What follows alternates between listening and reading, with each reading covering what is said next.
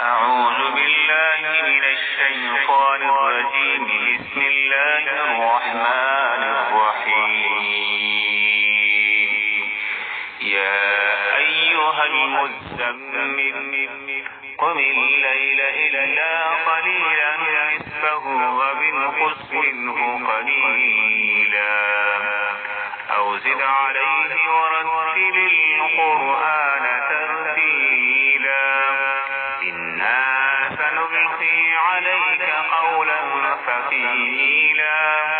إن ناشئة الليل هي أشد وطئا وأقوم قيلا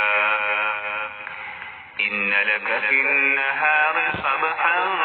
طويلا واذكر اسم ربك وتبتل إليه تبتيلا رب المشرق والمغرب لا إله إلا هو فاتخذه وكيلا واصبر على ما يقولون واهجرهم هجرا جميلا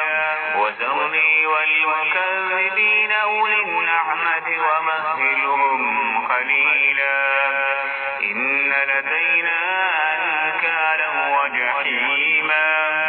وطعاما ذا غصة وعذابا أليما يوم ترجف الأرض والجبال وكانت الجبال كثيبا مهيلا إنا أرسلنا إليكم رسولا شاهدا عليكم كما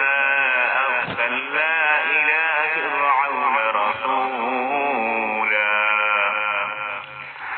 فعسى فرعون الرسول فأخذناه أخذا وبيلا فكيف تتقون إن كفرتم يوما يجعل الولدان شيبا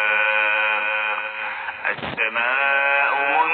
منفطر به كان وعده مفعولا إن هذه تذكرة فمن شاء اتخذ إلى ربه سبيلا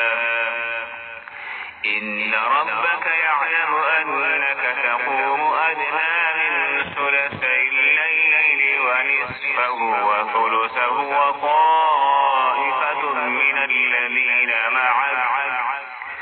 والله يقدر الليل والنهار علم أن لن تحصوه فتاب عليكم فاقرؤوا ما تيسر من القرآن علم أن سيكون منكم مرضى وآخرون يضربون في الأرض يبتغون من فضل الله وآخرون يقاتلون في سبيل الله فاقرؤوا ما تيسر منه وأقيموا الصلاة وآتوا الزكاة وأقرضوا الله قرضا حسنا وما تقدموا لأنفسكم من خير تجدوه عند الله هو خيرا وأعظم أجرا